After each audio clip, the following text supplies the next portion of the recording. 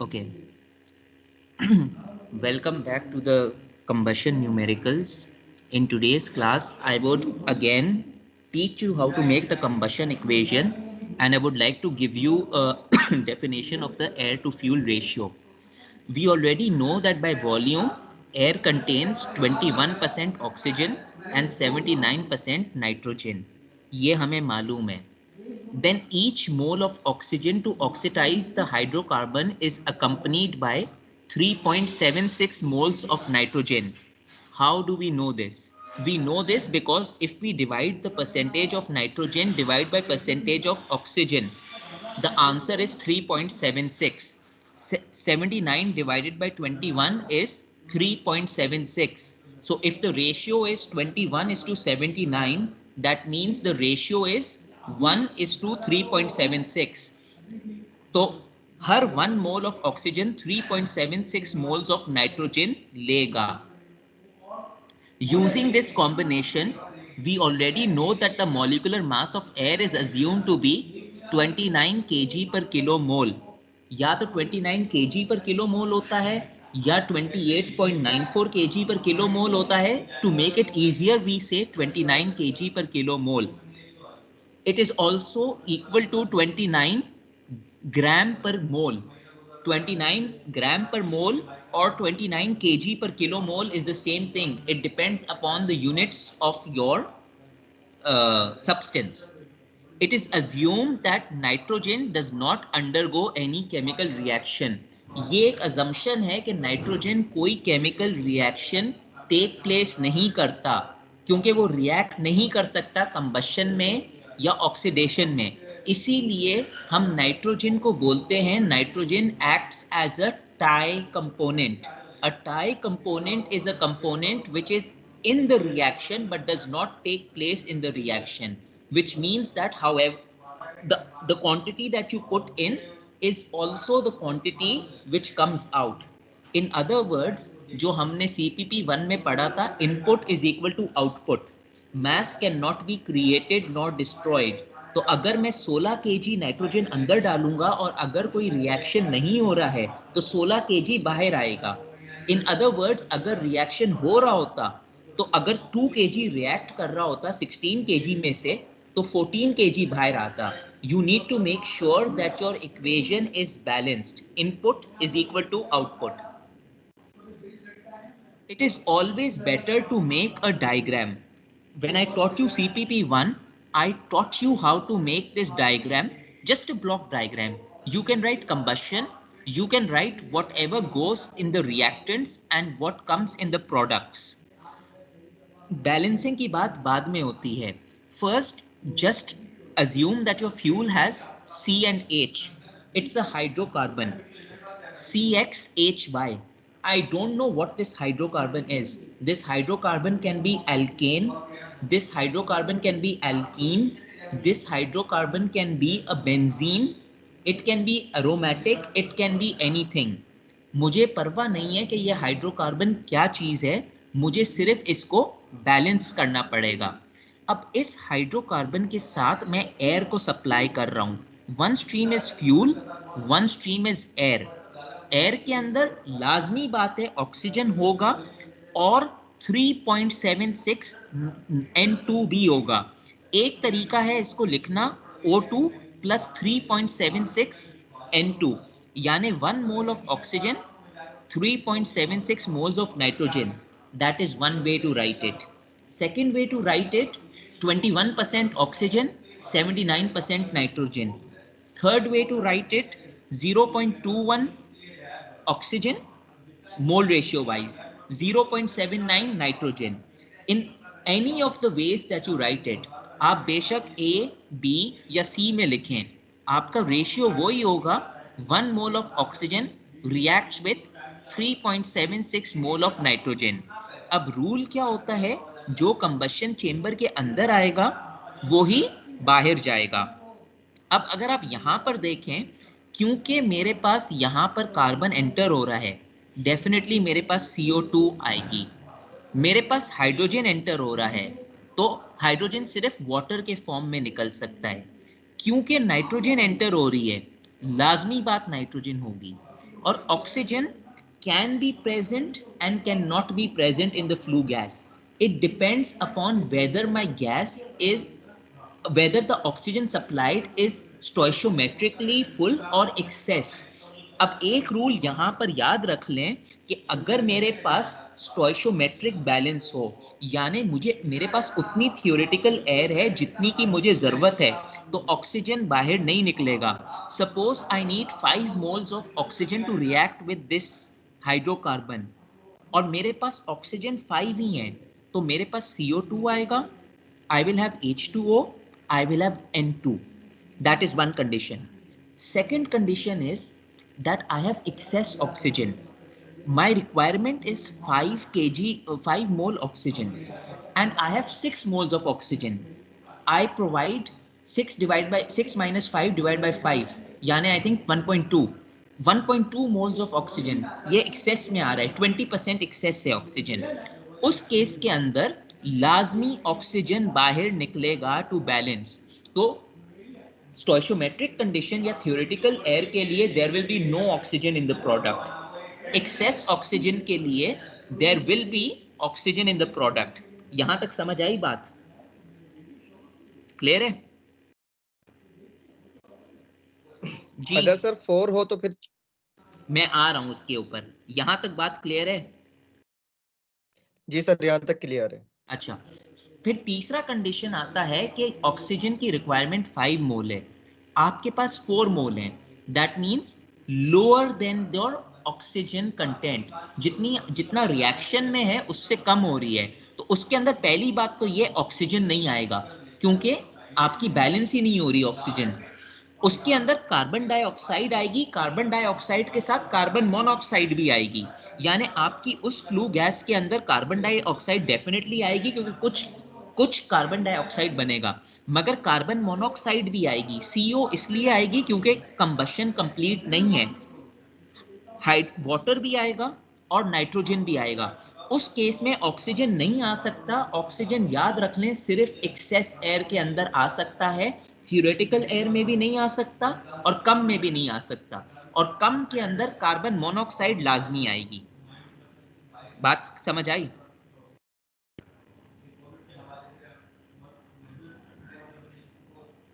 Clear है जी? Sir अगर oxygen half से भी कम हो तो फिर तो इनकम्प्लीट कंबशन भी मुकम्मल नहीं होगी. अगर हाफ से भी कम हो, इनकम्प्लीट मुकम्मल नहीं होगी, मगर कुछ तो कार्बन डाइऑक्साइड बन जाएगा ना. अगर हाफ से कम हो, तो सबसे पहली बात तो ये कि कुछ कार्बन डाइऑक्साइड या एंड मेजॉरिटी कार्बन मोनोऑक्साइड बनेगा. That is why I told you before that combustion is a chain reaction. If you do not supply enough oxygen, so first carbon monoxide is going to be formed, and then that carbon monoxide is going to react with further oxygen to form carbon dioxide. कुछ तो carbon dioxide बनेगी, तो दोनों component बनेंगे. अब एक बात और याद रख लें, एक छोटी सी मैं आपको तो ट्रिक कुछ दे रहा हूं. फ्यूल बचेगा फिर? क्या हुआ? कुछ फ्यूल बचेगा या नहीं बचेगा? डिपेंड करता है. अगर डिपेंड हमारे करता है, पास आधी से भी कम है. ये मैंने आपको पिछली क्लास के अंदर ही बताया था कि रिच फ्यूल होता है या लीन फ्यूल होता है. अगर आपके पास ऑक्सीजन, जी आवाज आ रही सर है? रिच फ्यूल याद हाँ है. हाँ. या रिच फ्यूल में हमारे पास जो है फ्यूल की तादाद ऑक्सीजन मतलब जो स्टोइकियोमेट्रिक हमारे पास रेशियो है ऑक्सीजन उसके मुकाबले ऑक्सीजन कम होगा और फ्यूल ज्यादा होगा. हाँ होगा, तो डेफिनेटली और फ्यूल लीन के बचेगा. अंदर ऑक्सीजन ज्यादा होगा. और स्टोइशोमेट्रिक के अंदर आपका सारा ऑक्सीजन यूज हो रहा है, यानी फ्यूल की तादाद नहीं तो बचेगी. हमारे पास बराबर आ रहा है. हाँ, तो नहीं बचेगी उसमें. में चाहिए था. हाँ. तो सर सवाल ये कि अगर जैसे 5 अगर हमारे पास स्टोइकियोमेट्रिक रेशियो में 5 मोल आ रहे ऑक्सीजन के और हम 2 प्रोवाइड कर, तो फिर तो कार्बन मोनोऑक्साइड भी कंप्लीट तरीके से नहीं बनेगी, क्योंकि कार्बन मोनोऑक्साइड को भी 1.33 मोल तो चाहिए ऑक्सीजन के. नहीं बनेगी, तो उस केस के अंदर कार्बन डाइऑक्साइड नहीं बनेगी. और फ्यूल भी बचेगा फिर. डेफिनेटली फ्यूल बचेगा जब तक आप उसको फर्दर एक्ट नहीं करो. फ्यूल आपका बर्न ही नहीं होगा ना. और वो जी पहली सर. बात तो ये वो अच्छा फ्यूल भी नहीं होगा. You cannot say that it's a good fuel because it's not burning. Sir वो तो चले, ऑक्सीजन की वजह से बर्न नहीं हो रहा ना। हाँ जी, क्योंकि ऑक्सीजन जो आप प्रोवाइड करोगे उसी की वजह से वो बर्न होता है। अच्छा, जी सर। दूसरी बात, गुड फ्यूल तो होगा ना, वो तो कैसे हम होगा? कंडीशन ऐसी नहीं, अगर आप वुड को बर्न करो, जितना भी आप ऑक्सीजन कर लो वुड के साथ, is would a good fuel? Would भी ऑक्सीजन है, की लेकिन कंडीशन पे अगर नहीं होता। नहीं नहीं सर, लेकिन अगर एक जैसे कि गुड फ्यूल है आपके पास और आप हम्म, उसको ऑक्सीजन ही उतनी ही नहीं दे रहे, तो वो बर्न ही नहीं हाँ, हो पा रहा। ये तो तो वो गुड आपके गुड फ्यूल उसमें तो है, गुड फ्यूल तो होगा वो। गुड फ्यूल होगा, अगर लेकिन वो हमारी कंडीशन की वजह से नहीं कर पा रहे। कंडीशन के हिसाब से नहीं होगा तो उसके ऊपर गुड फ्यूल का सवाल नहीं आता ना। उसके ऊपर सवाल ये आता है लीन मिक्सचर है या वो है रिच मिक्सचर है। ये फिर अच्छा सर, ये जी, हमारे पास जो कंबस्शन चेंबर होगा इसका टेम्परेचर तो हाई होगा क्योंकि ऑक्सीडेशन रिएक्शन होगा। बिल्कुल हाई होगा। हाई होगा इसीलिए ये गैसियस रिएक्शंस होते हैं। अगर मैं हेक्सेन ले लूं या ब्यूटेन ले लूं, आमतौर के ऊपर ये चीजें लिक्विड होती हैं। प्रोपेन के बाद लिक्विड बनता है, मगर अगर जी चेंबर हाई है टेम्परेचर तो बाहर वो गैसियस ही बन जाएगा। बहुत हाई टेम्परेचर होता है फर्नेस के अंदर। सर, हमने पढ़ा था कि हाई टेम्परेचर पर नाइट्रोजन जो ऑक्सीजन के साथ कंबाइन होकर नाइट्रोजन ऑक्साइड बनाती है। ये किसने बोल दिया? नाइट्रोजन कभी होगी, होती नहीं है। कहाँ लिखा है, किधर पढ़ा है, सर, मुझे भी जरा बताएं। सर हाई टेम्परेचर पर इसकी कंडीशन लिखी हुई है, मैं आपको स्क्रीनशॉट भी भेज देता हूँ। किसने पढ़ाया क्या? था? सर हाई टेम्परेचर पे हमने पढ़ा था कि जब कौन सा हमने सब्जेक्ट? सर केमिस्ट्री के अंदर ही कि जब वो नाइट्रिक एसिड बना रहे थे उसके अंदर दो कंडीशन लिखी थी, या तो अमोनिया से नाइट्रोजन ऑक्साइड बना लो या फिर नाइट्रोजन को हाई टेम्परेचर पर रिएक्ट करा के नाइट्रोजन ऑक्साइड बना, फिर नाइट्रोजन डाइऑक्साइड बना, उसके अंदर वाटर ऐड करेंगे तो नाइट्रिक एसिड बन जाएगा। अभी थोड़ी देर ये पहले सर मैंने हाँ, लास्ट क्लास में भी बताया था कि नाइट्रोजन रिएक्ट ही नहीं कर सकती ऑक्सीजन के साथ। खैर, आप मुझे तो दिखा सर देना बाद में हाई स्क्रीनशॉट। टेम्परेचर हमने पढ़ा कि हाई टेम्परेचर पर रिएक्ट करती है। मैंने तो यार आज तक नहीं पढ़ा है। सर ये हमारी चल, जो जी, केमिस्ट्री की जो पुरानी बुक्स हमारी थी ना, उसमें हमने ये पढ़ा था ये चीज़, नाइट्रिक एसिड सर जब प्रिपेयर कर रहे थे। सर ये कंडीशन हमें भी पढ़ाई थी, लेकिन वो नॉर्मली हाई टेम्परेचर पे करता नहीं है रिएक्ट, उसकी स्पेशल कंडीशन है, पहले हाँ, तोड़ना पड़ता है मुझे भी नाइट्रोजन। यही लग रहा है कोई एक्सेप्शनल कंडीशन होगी। यस सर, इस तरह रिएक्ट नहीं करती। तो वैसे आप अज्यूम कर लें कि नाइट्रोजन नहीं रिएक्ट करेगी। चलें, अब एक ट्रिक मैं आपको ये बता दूं कि अगर फ्यूल है ना, अगर कंप्लीट कंबशन या एक्सेस कंबशन से हो रही है तो जितने कार्बन इधर होगा ना उतना ही कार्बन बाहर निकलेगा, क्योंकि CO2 निकलेगा। यानी अगर यहाँ पर C6 होगा तो यहाँ पर 6 CO2 हो जाएगा, चाहे बेंजीन है, चाहे एल्कीन है, चाहे एल्केन है। ये एक ट्रिक है। अगर इनकम्प्लीट कंबशन होगा तो फिर डेफिनेटली आपको बैलेंस सही से करना पड़ेगा, क्योंकि CO2 भी होगा, CO भी होगा। सबसे आसान तरीका बैलेंस करने का क्या है? आप अपने हाइड्रोकार्बन को ऐसे के वैसे लिख लें। जो आपका हाइड्रोकार्बन है ना, CXHY है, आप उसको कॉपी कर लें।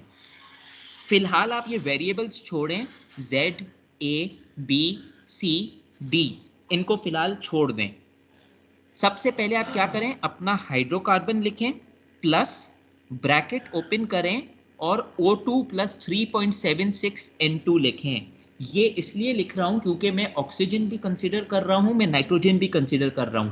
अगर मैं सिंपल कंबशन करता तो मैं नाइट्रोजन को इग्नोर कर लेता, सिर्फ कहता कि ऑक्सीजन में डील कर रहा हूं। But this is not simple combustion, because in a air to fuel ratio I need to incorporate my nitrogen also. तो इसीलिए मैं इसको ऑक्सीजन और नाइट्रोजन की टर्म्स में लिखता हूं। That gives you carbon dioxide, क्योंकि कंप्लीट कंबशन है, H2O and N2 plus oxygen. अगर कंप्लीट कंबशन है तो this oxygen is going to cancel, it will be zero. अगर एक्सेस एयर प्रेजेंट है तो यहां पर O2 भी आएगा। अब आपने जब अपना इक्वेशन लिख लिया है तो उसके पहले आप वेरिएबल्स दे दें। O2 प्लस 3.76 N2 से पहले आप Z लगा दें, यूजली Z लिखा जाता है, but you can put any variable. और यहां पर आप A, B, C लिख दें। अब सबसे पहले तो आपको अपना इक्वेशन बैलेंस करना पड़ेगा। फॉर एग्जाम्पल मैं देख कर ही बता सकता हूं कि यहां पर C का वेरिएबल X है, तो इधर A क्या होगा, A is equal to X। A is equal to x, यहां पर मेरा क्या हो जाएगा 2 multiply by b, input is equal to output ना, यहां पर मेरा हो जाएगा 2 multiply by b is equal to y, क्योंकि यहां पर y है। यहां पर ऑक्सीजन बैलेंस जब मैं लगाऊंगा तो मैं क्या लगाऊंगा 2z is equal to b multiply by 1 plus 2 multiply by a, और a की वैल्यू मुझे वैसे ही मालूम है x है, यानी 2x हो जाएगा। और इसी तरह मैं नाइट्रोजन बैलेंस लगाऊंगा। जब मैं आपको कर दिखाऊंगा तो आपको दिख जाएगा कैसे करना है। जिसको टेबल के जरिए करना है वो टेबल से करे, जिसको विदाउट टेबल समझ आ गई है वो वैसे भी सॉल्व कर सकता है। Let us take the simplest example of methane. This is the table how you balance the equation input is equal to output. I will show it to you by doing methane. फर्ज करो हमारा ये methane है। अब methane के अंदर मैं assume कर रहा हूं कि स्टोइशियोमेट्रिक एयर प्रोवाइड कर रहा हूं, यानी कंप्लीट कंबशन है। क्योंकि स्टोइशियोमेट्रिक एयर में प्रोवाइड कर रहा हूं, आप यहां पर देखें मेरा प्रोडक्ट है CO2, मेरा प्रोडक्ट है H2O, मेरा प्रोडक्ट है N2। ऑक्सीजन नहीं हो रहा है, कोई और प्रोडक्ट नहीं आ रहा है। अब इसको मैंने वर्कआउट कर एक बहुत बड़ा मैंने क्वेश्चन मीथेन के ऊपर किया है, सारे कॉन्सेप्ट मैंने कर लिए हैं, प्लीज फॉलो मी। ये कंप्लीट एग्जांपल है मीथेन के ऊपर। मुझे एक बनाना है कंप्लीट कंबशन इक्वेशन। मुझे मालूम है ये मेरा कंबशन चेंबर है, CH4 इनसाइड आ रहा है, एयर अंदर जा रही है, एयर के अंदर ऑक्सीजन है, नाइट्रोजन है। क्योंकि कंप्लीट कंबशन है, नो एक्सेस है, मेरे पास बाहर CO2 आएगी, मेरे पास बाहर H2 आएगी, मेरे पास N2 आएगी। मैं रिपीट कर रहा हूं, ऑक्सीजन बाहर नहीं आएगी because this is not in excess air. So the first step is before going on, आगे बढ़ने से पहले सबसे पहला काम है कि आप अपना इक्वेशन लिखें। आपने अपने इक्वेशन लिखने के अंदर सबसे पहले CH4 लिखा plus bracket open O2 plus 3.76 N2 bracket close. उसके बाद आपने एरो लगाया CO2 plus H2O plus N2। अब आप अपने वेरिएबल्स डालें। स्टेप 2, O2 प्लस 3.76 N2 से पहले आप Z लगा दें, CO2 से पहले A लगा दें, H2O से पहले B लगा दें, N2 से पहले C लगा दें। अब आप इसको वेरिएबल बाय वेरिएबल सॉल्व करें। सबसे पहले हम कार्बन बैलेंस लगा रहे हैं। I should have written over here carbon balance but I did it directly. You should write carbon balance, hydrogen balance, nitrogen balance, oxygen balance. Let's assume I put carbon balance. यहां पर कितने carbon है मेरे पास जी? यहां पर कितने carbon? एक sir. एक कार्बन है। और बाहर कितने कार्बन आ रहे हैं? ए आ रहा है। ए आ रहा है ना, दो कैसे आ रहे हैं? सी से पहले ए है ना, तो मुझे मालूम है A is equal to 1, A is equal to 1। और ये आप डायरेक्ट भी कर सकते थे, मैंने आपको पहले भी बता दिया था। शॉर्टेस्ट मेथड है कि अगर आपकी कंप्लीट कंबशन हो रही है ना, फॉर एनी एल्कीन बेंजीन, अगर कंप्लीट कंबशन हो रही है ना, तो जितना C का वो है ना सब्सक्रिप्ट, वो ही A की वैल्यू होगी। तो अगर यहाँ पर C2H4 होता तो ऑटोमेटिकली A की वैल्यू 2 हो जाती, क्योंकि C कहीं और से आ नहीं रहा है। That is a short trick. तो आपने कार्बन बैलेंस में A इज इक्वल टू 1 कर लिया। अब आप आ जाएं हाइड्रोजन बैलेंस के अंदर। हाइड्रोजन बैलेंस में लेफ्ट हैंड साइड पे कितना है हाइड्रोजन बैलेंस? कितने हाइड्रोजन है मेरे पास लेफ्ट हैंड साइड पे? सर 4 ही है बस। 4 है, चले 4 है। राइट हैंड साइड पे कितने? 2b 12 नहीं है, B है। तो आपने लिख दिया 4 इज इक्वल टू 2b। आपको आपकी B की वैल्यू भी मिल गई, B की वैल्यू 2 हो गई। और ट्रिक वही थी कि अगर कोई और चीज प्रोवाइड नहीं हो रही है तो जितना हाइड्रोजन की वैल्यू है उसको आप हाफ कर दें। अगर यहाँ पर C8 होता तो यहाँ पर 4 हो जाता, क्योंकि 4 multiply by 2 is 8। So if anyone can do it directly, you are more than welcome. If you want to do it by not making a mistake, you can do that also. ये दो value हो गई। अब आप आ जाएं Z की value के ऊपर। पहले Z की वैल्यू ढूंढ लेते हैं। Z के लिए पहले मैं या तो ऑक्सीजन बैलेंस पहले लगा सकता हूँ या नाइट्रोजन बैलेंस लगाता हूँ। लेट्स से मैं ऑक्सीजन बैलेंस लगाता हूँ, O2 बैलेंस। तो यहाँ पर मेरा O2 बैलेंस क्या होगा?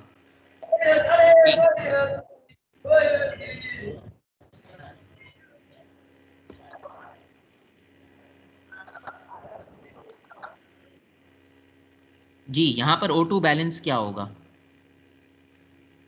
ये 4 हो जाएंगे, 2Z 2 to the 4 2Z हो जाएगा, 2Z हो जाएगा, 2 इज इक्वल हाँ is equal to 2A plus B। अब आपको A की वैल्यू भी मालूम है, आपको B की वैल्यू भी मालूम है। तो आपको A और B की वैल्यू जब वैसे ही मालूम है तो आपको Z की वैल्यू भी मिल गई। Z की वैल्यू 2 आ रही है। जब 2 आ रही है तो फाइनली आप क्या करो, आप नाइट्रोजन बैलेंस लगाओ।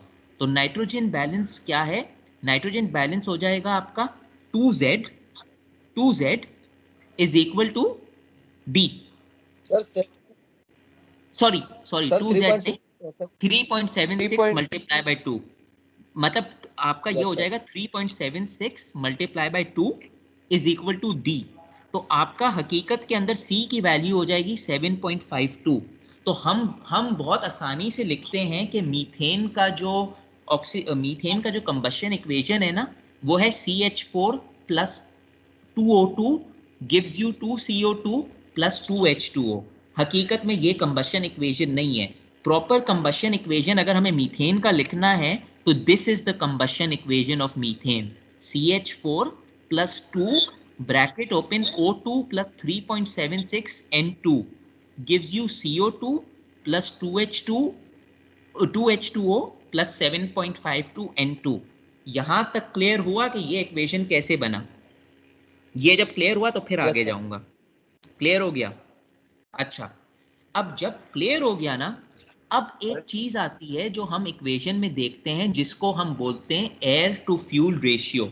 अब यहां पर ये बात दिमाग में रख लें, एयर टू फ्यूल रेशियो क्या होता है? That is the ratio of your air provided and in your air you will have both oxygen and nitrogen. ये भूलिएगा नहीं, एयर के अंदर ऑक्सीजन भी होगा, नाइट्रोजन भी होगा। The ratio of your air provided to the ratio of your fuel is known as your air to fuel ratio. क्योंकि ये रेशियो है, एयर टू फ्यूल रेशियो के यूनिट्स नहीं होंगे।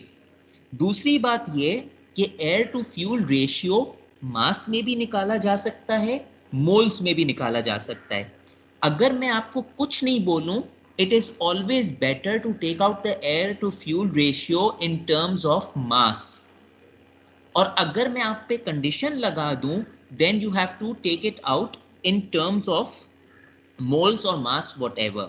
मैंने अभी air to fuel ratio in terms of mass किया हुआ है। How do you find the air to fuel ratio? Air to fuel ratio is your total mass of air divided by the total mass of fuel। अब पहले मैंने mass of air निकाला है। mass of air मैंने कैसे निकाला है? 2 moles यहां से आए, यहां से मेरे 2 मोल्स आए, multiply by 4.76। How do I know 4.76 kilo mole हैं? क्योंकि 1 ऑक्सीजन का है और 3.76 नाइट्रोजन का है। टोटल मेरे पास 4.76 हुए।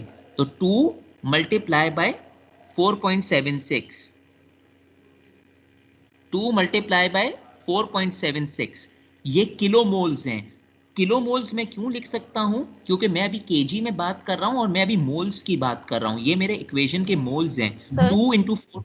जी सर ये 4.76 कैसे आया?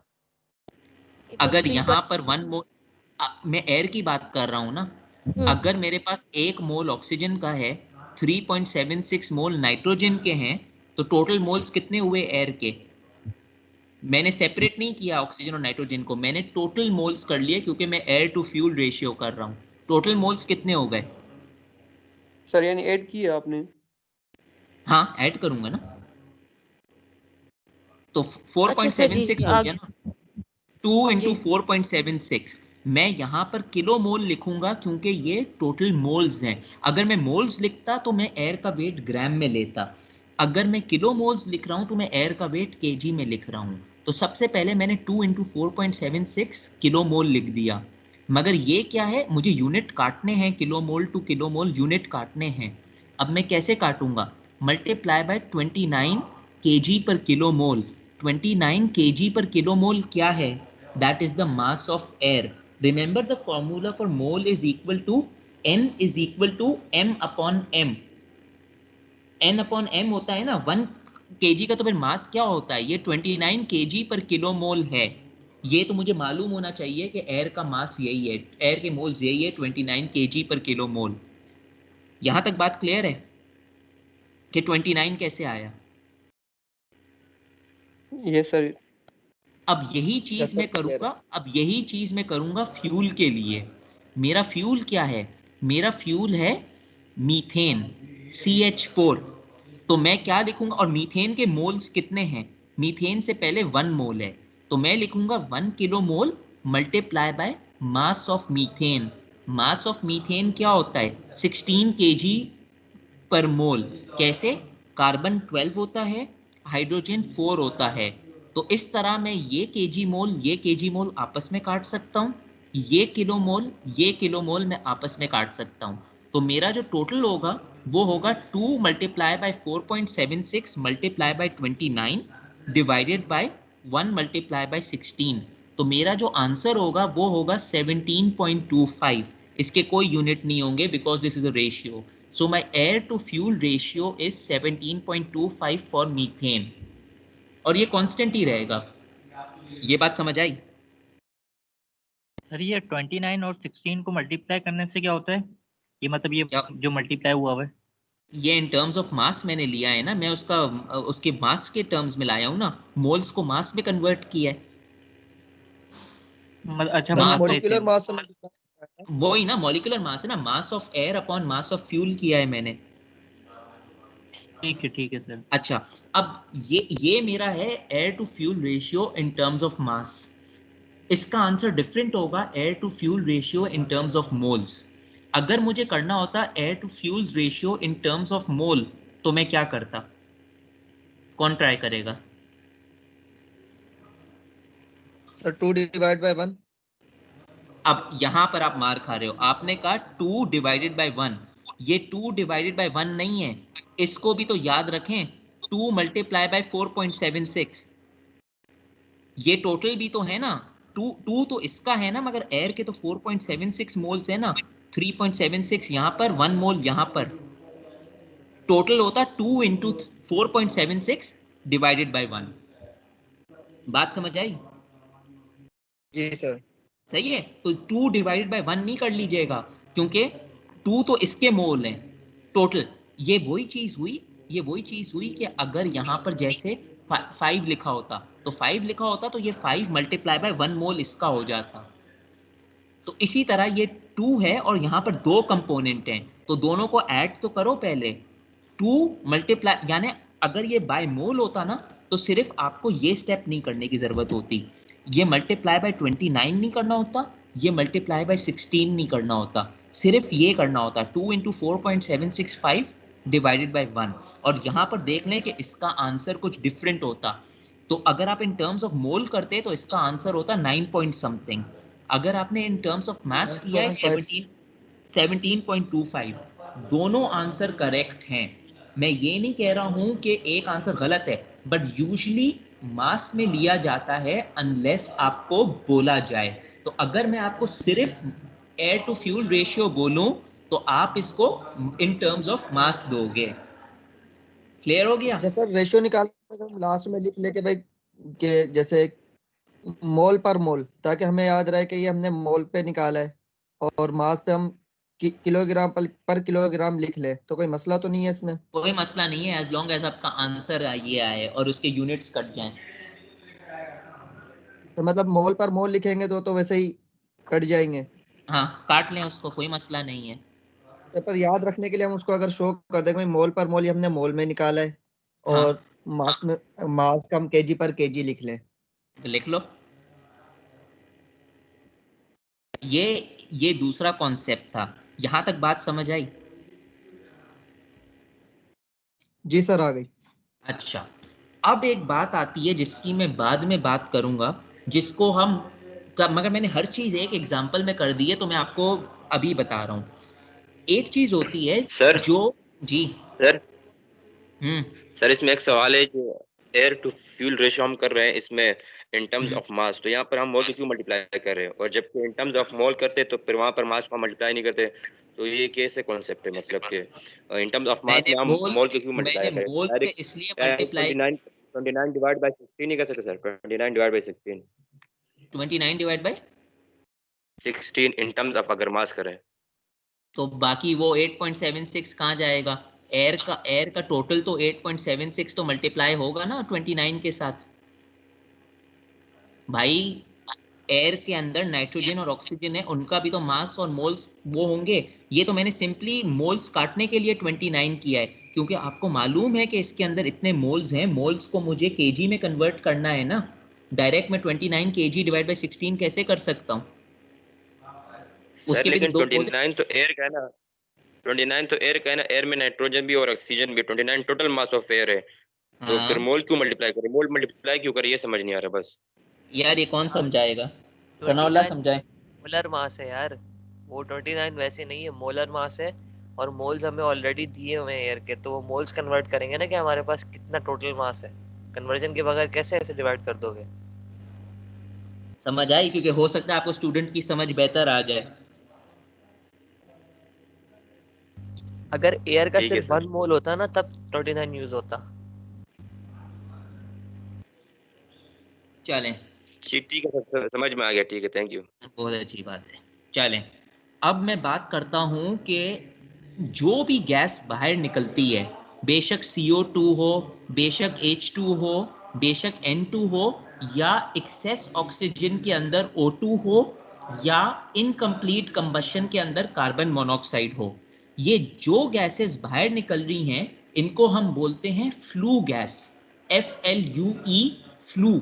फ्लू गैस इसलिए बोलते हैं क्योंकि जिस पाइप से ये निकलती है ना उसको हम फ्लू पाइप बोलते हैं, और एग्जॉस्ट गैस के तौर पे बाहर निकलती हैं। अब ये जो आपकी फ्लू गैस है ना, this can be either a wet gas और it can be a dry gas. Dry gas का दूसरा नाम है ऑर्सेट एनालिसिस। ऑर्सेट एनालिसिस का मतलब ये है कि हमारी जो गैस निकल रही है वो ड्राई है। वेट गैस का मतलब है वो गैस वेट है। अब फर्क क्या आता है? फर्क सिर्फ ये होता है कि वेट गैस के अंदर हम वाटर को इनकॉर्पोरेट करते हैं, वाटर के मोल्स को इनकॉर्पोरेट कर रहे हैं, इसलिए वो वेट गैस माना जाता है। और ड्राई गैस के अंदर हम वाटर को एक्सक्लूड कर रहे हैं। ड्राई गैस की जो वैल्यू होगी ना, वो हमेशा वेट गैस से ज्यादा होगी कंपैरिजन में। अगर आप तीनों चीजें देखें तो कार्बन डाइऑक्साइड देखें, ड्राई गैस में आपकी हो रही है 11.73, वेट में हो रही है 9.51। अगर आप नाइट्रोजन देखें तो ड्राई में हो रही है 76.48, वेट के अंदर 82, सॉरी, वेट के अंदर 71.48, ड्राई के अंदर 88.26%। हमेशा ड्राई गैस की जो परसेंटेज होगी वो कॉरेस्पॉन्डिंग वेट गैस की परसेंटेज से ज्यादा होगी। अब क्यों ज्यादा होगी, अब बात करते हैं कि अगर मैंने आपको सवाल दिया कि मुझे प्रोडक्ट्स की परसेंटेज या कॉम्पोजिशन बताएं in terms of dry and wet gases basis, तो सबसे पहले तो आपको फ्लू गैस के अंदर से जो चीजें निकल रही हैं उनको लेबल करना पड़ेगा। मेरे पास CO2 निकल रहा है, H2O निकल रहा है, N2 निकल रहा है। मेरा इक्वेशन पहले बन चुका है। ये इक्वेशन बनाने का मकसद ही ये था और नाइट्रोजन लगाने का मकसद ही ये था। अगर मैं इसको स्टेप बाय स्टेप चलूं, पहले मैं वेट गैस की बात करता हूं। वेट गैस के अंदर कार्बन डाइऑक्साइड की पहले बात करते हैं। अगर कोई चीज का मुझे प्रोपोर्शन निकालना है वो होता है moles of that gas divided by total moles multiply by 100। तो अगर मैं वेट की बात कर रहा हूं तो मेरे पास कार्बन डाइऑक्साइड के कितने मोल्स हैं? 1 मोल है। मेरे पास टोटल मोल्स कितने हैं? 1 mole carbon dioxide, 2 moles water, ये 3 मोल्स हो गए, प्लस 7.52 मोल्स नाइट्रोजन, टोटल कितने हो गए? 10.52। 7.52 प्लस 2 प्लस 1। तो वेट के अंदर मेरी कार्बन डाइऑक्साइड है 9.8%।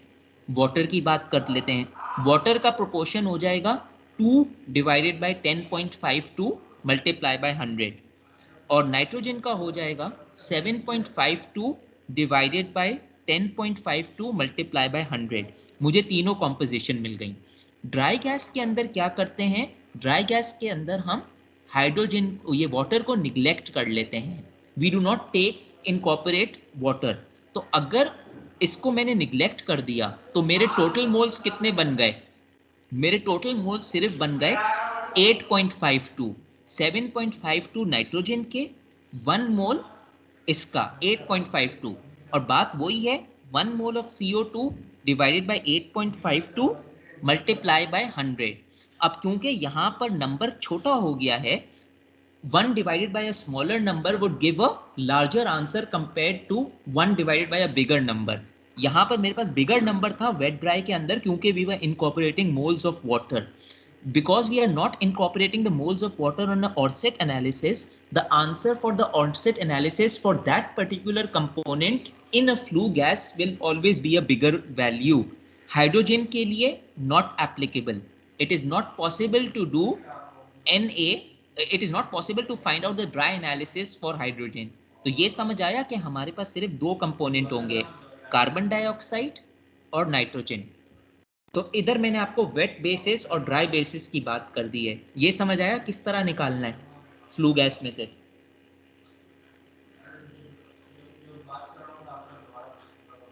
जी क्लियर है? आ गया सर, आ गया। अच्छा, अब फर्ज करें कि मैं एक्सेस ऑक्सीजन की बात करता, यहां पर आपके पास होता अज्यूमिंग 2 मोल्स ऑफ ऑक्सीजन भी होता। तो अगर मैं वेट गैस की बात करता तो फिर वो आपके टोटल मोल्स बन जाते 10.52 इसके प्लस 2 मोल्स ऑफ ऑक्सीजन, यानी 12.252 बन जाता, जिसमें से आप 2 मोल्स ऑफ वाटर हटा देते ड्राई के लिए, तो वो 10.52 बन जाता। तो ये हो गई बात आपकी ड्राई और वेट गैस की। ये, और जब भी मैं आपसे कॉम्पोजिशन ऑफ फ्लू गैस पूछूं ना, तो उसके अंदर सिर्फ प्रोडक्ट्स के मोल देखे जाते हैं, रिएक्टेंट्स के मोल नहीं देखे जाते। रिएक्टेंट्स के मोल देखे जाते हैं एयर टू फ्यूल रेशियो के लिए, क्योंकि एयर टू फ्यूल रेशियो के अंदर आपका रिएक्टेंट्स काम कर रहा है, और फ्लू गैस एनालिसिस के लिए आपके प्रोडक्ट्स देखे जाते हैं। इसीलिए आपका इक्वेशन बैलेंस होना लाजमी है। अगर आपने पहला ही इक्वेशन को गलत बैलेंस कर लिया या आपको अपना इक्वेशन बैलेंस नहीं करना आता, तो आपका पूरा आंसर गलत हो जाएगा based on that one mistake over here. अगर आपने इस नाइट्रोजन को बैलेंस नहीं किया, होल आंसर इज रॉन्ग। चलें, अब एक कंडीशन आती है एक्सेस ऑक्सीजन की। ये थोड़ा सा सुन लीजिए, इसके अंदर क्या हम करते हैं। सपोज मैं आपको बोल रहा हूं कि मेरी ऑक्सीजन 20% एक्सेस है, ये मैं आपको बता रहा हूं कि 20% एक्सेस है। अब मैं क्या करूं? ओरिजिनल इक्वेशन मेरा वही बनेगा। मेरा ये जो मेरा इक्वेशन था ना, CH4 plus 2O2 plus 3.76 N2 CO2 plus 2H2 plus 7.5 N2, ये किस लिए था? ये था आपका स्टोइशियोमेट्रिक एयर के लिए। तो एक्सेस एयर के लिए भी मैं वही चीज करूंगा, मैं एक नया इक्वेशन बनाऊंगा। अब ये देखें, बात वही है, मैं CH4 लिखूंगा, CH4 लिखने के बाद मैं अपना वैसे के वैसे oxygen plus 3.76 N2 CO2 H2O N2, और यहाँ पर एक और कंपोनेंट आएगा O2। ये कंपोनेंट इसलिए आ रहा है क्योंकि यहाँ पर मेरा जो ऑक्सीजन है that is excess, this is more than my requirement of my stoichiometric. अब जब इसको बैलेंसिंग करने की बात आई, अब ये देखें, जो मेरी ABCD वैल्यूज है ना, वो चेंज नहीं होंगी। मेरी Z की वैल्यू 2 थी, मेरी A की वैल्यू 1 थी, मेरी B की वैल्यू 2 थी, मेरी C की वैल्यू 7.52 थी। ये वैल्यूज वैसे की वैसे रहेंगी। अगर आप दोबारा फाइंड आउट करना चाह रहे हैं तो आप फाइंड आउट कर दें, you are most welcome. But these values would not change. सिर्फ ट्रिक देखें, ट्रिक क्या है, CH4 आपका वैसे के वैसे रहेगा क्योंकि आपने 20% एक्सेस लगाई है ऑक्सीजन, यानी in other words 1.2 times 120 divided by 100। जो आपकी Z की वैल्यू 2 है ना, उससे पहले 1.2 को मल्टीप्लाई कर दीजिएगा क्योंकि यहाँ पर एक्सेस ऑक्सीजन है। अगर आप 50% एक्सेस ऑक्सीजन लगाते तो आप क्या करते, 1.5 मल्टीप्लाई बाय 2 करते। 10% लगाते तो 1.1 मल्टीप्लाई बाय 2 लगाते। तो रिएक्टेंट साइट के अंदर आपको सिर्फ ये करना है कि जितनी आपकी एक्सेस परसेंटेज है उसको डिवाइडेड बाय 100 कर यानी 120 डिवाइड बाय 100 आपने एक्सेस साइड से मल्टीप्लाई कर दिया। यहां तक बात समझ है, क्लियर है?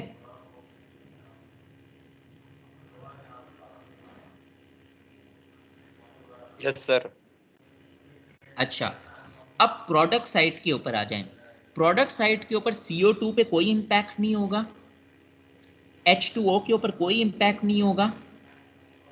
नाइट्रोजन पे क्या होगा, क्योंकि यहां पर आपने 1.2 टाइम्स ज्यादा डाली है तो नाइट्रोजन बैलेंस करने के लिए आपको 1.2 टाइम्स यहां भी नाइट्रोजन से मल्टीप्लाई करने पड़ेंगे। अगर आप 1.2 यहां पर ज्यादा डाल रहे हो तो आपको 1.2 यहां भी ज्यादा डालनी है। ये बात समझ आई कि नाइट्रोजन से पहले 1.2 क्या करें? Yes sir. क्लियर है? यस सर, समझ में आ गया। Yes sir. और ऑक्सीजन है ना, यहां पर ऑक्सीजन किस चीज से मल्टीप्लाई हो रहा है? ऑक्सीजन मल्टीप्लाई हो रहा है एक तो आपकी Z की वैल्यू से जो 2 है, दूसरा यहां पर 1.2। मगर हम क्या अज्यूम कर रहे हैं, हम अज्यूम कर रहे हैं कि हमारा 20% एक्सेस एयर है ना, यानी 100% तो इधर यूज हो रहा है वाटर के अंदर, तो वाटर बन रहा है, एक्स्ट्रा 20% है। तो ऑक्सीजन से पहले हम क्या कर लेंगे, जीरो, बाकी जो 20% रह जाएगी ना, यानी 20 डिवाइड बाय 100, वो मल्टीप्लाई बाय Z ऑक्सीजन की उससे कर लेंगे। यानी अगर ऑक्सीजन की Z की वैल्यू 2 थी तो मैं कर लूंगा 0.2 मल्टीप्लाई बाय 2 टाइम्स ऑक्सीजन। अगर मैं 70% एक्सेस एयर करता तो मैं यहां पर लिखता ऑक्सीजन के लिए 0.7, क्योंकि 70% एक्स्ट्रा जो है सिर्फ ऑक्सीजन में 70% यूज हो रही है, तो वो हो जाती 0.7 मल्टीप्लाई बाय 2, क्योंकि 2Z की वैल्यू थी। तो ऑक्सीजन निकालने के लिए मुझे extra air multiply by Z value multiply by oxygen. ये याद रख लीजिएगा कि इस ऑक्सीजन के अंदर पूरी 1.2 नहीं आएगी, क्योंकि ये जो 1.2 एक्सेस एयर है ये वैसे की वैसी 1.2 नाइट्रोजन के साथ तो आएगी, मगर ऑक्सीजन के साथ सिर्फ 70% आएगी, क्योंकि उस 1.2 के अंदर 100% इस हाइड्रोजन में यूज हो जाएगी और कार्बन डाइऑक्साइड में यूज हो जाएगी। तो बाकी की जो एक्सेस एयर है, बेशक वो 5% हो, बेशक वो 10% हो, बेशक वो 50% हो, वो ऑक्सीजन में ऐड होगी। इसीलिए मैं शुरू में कह रहा था कि जब आप एक्सेस एयर की बात करते हैं तो ऑक्सीजन प्रोड्यूस होता है और वो एक्सेस एयर ऑक्सीजन में जाता है। यहां तक कोई मसला? जी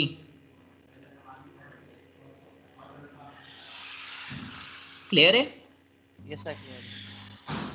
यस सर।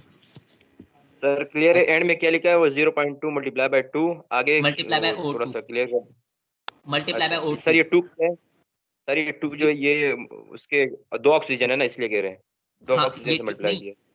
ये 2 Z की वैल्यू है, सही सही सही। ये 2 ठीक Z है, की समझ वैल्यू। में आ गया।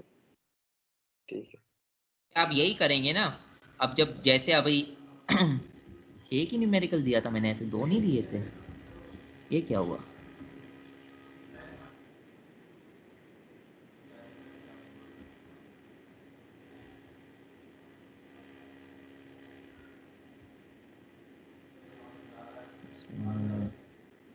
क्या होगा ना, सर ये सवाल आपने पिछले हफ्ते समझाया था आधा, अभी आपने दोबारा कराया है। हाँ क्योंकि मैं कुछ मुझे मालूम है आप लोग भूल जाते हैं।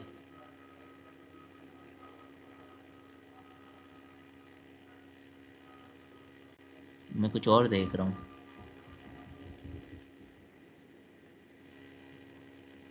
जीरो 0.55 ऑक्सीजन, क्योंकि यहाँ पर मैं इसकी बात कर रहा था, कुछ और मैं देखना चाह रहा हूँ। पता नहीं, एक चीज़ पे एक डाउट लग रहा है, वो मैं देख रहा हूँ। खैर चलें।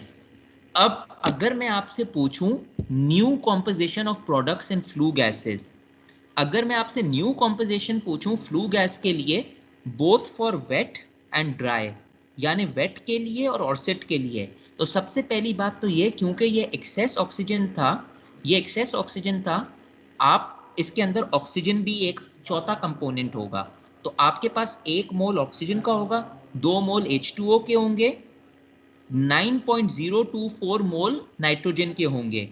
देखें नाइट्रोजन के मोल चेंज हो गए हैं क्योंकि आपकी एयर एक्सेस है 1.2 इंटू 7.52, और इसी तरह ऑक्सीजन के भी मोल्स होंगे जो कि 0.4 हैं।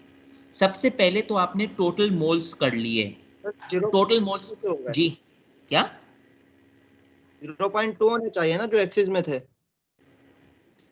0.2 मल्टीप्लाई बाय जेड वैल्यू, यहाँ पर एक जेड की वैल्यू भी तो है। Okay sir. जेड की वैल्यू भी तो है, जिसको मैं दोबारा एक चीज चेक कर रहा हूं, उसको मैं दोबारा चेक करूंगा, मगर जहां तक ये है तो जेड की वैल्यू भी तो है। मैं आपको कल मगर इसका जवाब बताऊंगा, I will tell you tomorrow. तो 0.2 मल्टीप्लाई बाय 2, तो ये 0.4 हो गया। आपने वही चीज की, आपने सबको टोटल मोल्स किया। वेट का टोटल वही रहेगा क्योंकि वाटर इनकॉर्पोरेटेड है। ड्राई का टोटल आप वाटर को माइनस कर देंगे 10.424, फिर आप वही चीज करेंगे कि वेट के लिए कार्बन डाइऑक्साइड का अलग निकालेंगे, हाइड्रोजन का वाटर का अलग निकालेंगे, नाइट्रोजन का अलग निकालेंगे, ऑक्सीजन का अलग निकालेंगे।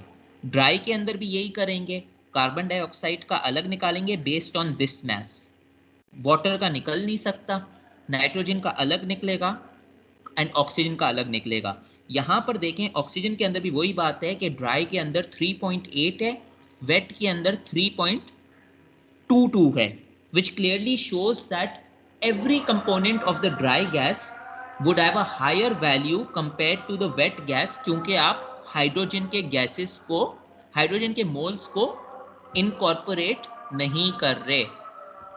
This is where I'd like to stop.